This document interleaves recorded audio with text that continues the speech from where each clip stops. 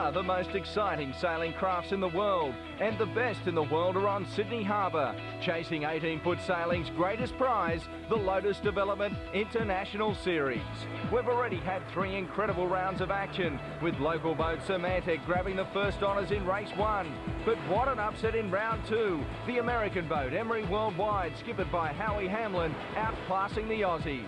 And in round 3, another great story, with veteran John Winning steering Yandu to victory.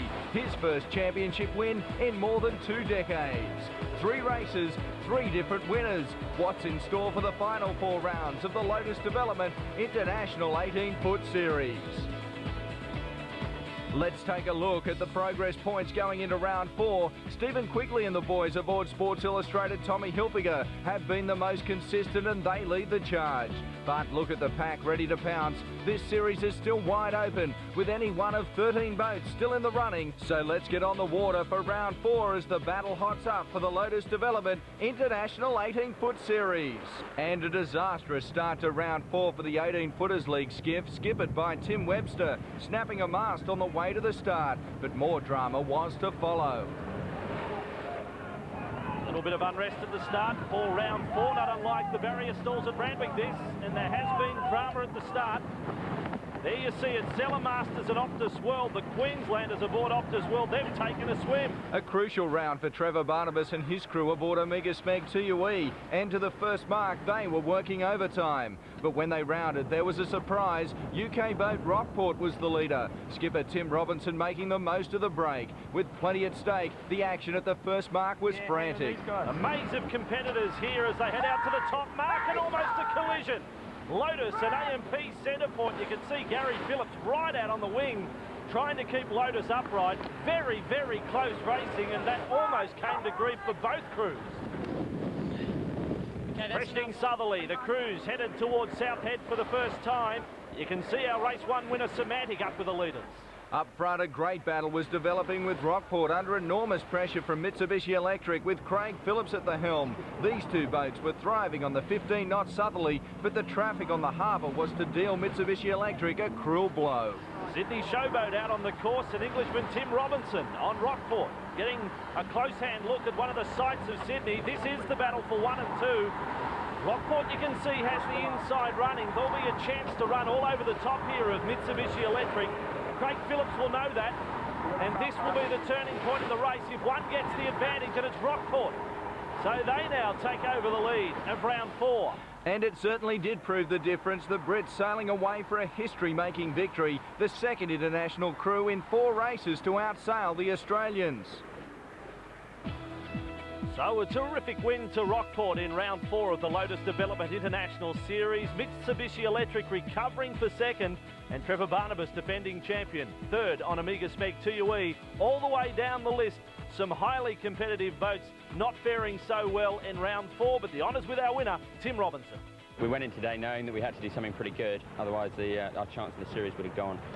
So fortunately the breeze was up. We tend to be a little bit better like that, and we got the results, so very pleased.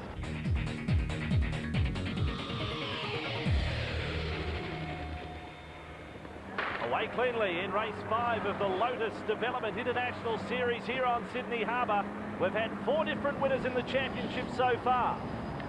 This is Mitsubishi Electric, second in round 4 and starting well here. Englishman Tim Robinson again skippering Rockport. Now interesting, a ring in this crew. The man in the centre is David Witt. He's an Aussie with Englishmen on both sides, and he is setting the pace for this run out to the first mark. Frantic battle indeed.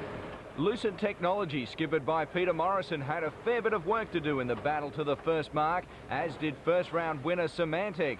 Alastair Saunders crossing behind the 18-footers league boat, battling to stay in the top 10 early. Around the first mark, and Lotus Development set the kite, chasing runaway leader Rockport. The margin already 30 seconds, and problems with the spinnaker cost them even more time. Vital time here for Gary Phillips, the skipper of Lotus Development. They need a clean set here. Rockport is well in front around the top mark, and working hard the crew on Lotus Development. A flash of colour across Sydney Harbour. These boats all in pursuit of our leader. There they are, Rockport. Tim Robinson, the Englishman, is on the right. In the centre, David Witt, the Aussie. Now, just a month ago, he was racing on a maxi yacht in the Sydney to Hobart. And on the left of him is Zeb Elliott. They're really making the most of the young Australian's experience, his knowledge of Sydney Harbour.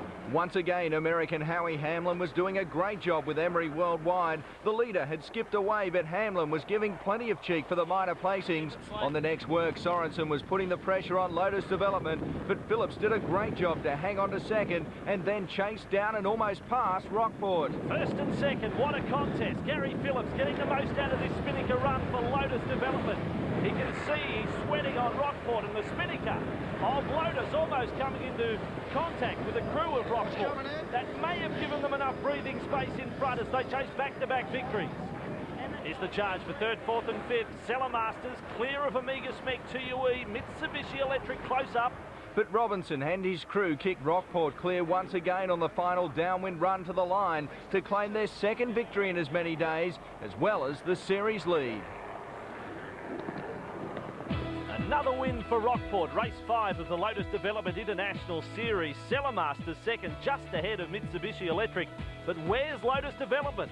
Well, the news is they hit a reef around Shark Island and limped home for 13th position. Let's hear from our winner, Tim Robinson, as he zeroes in on a series win.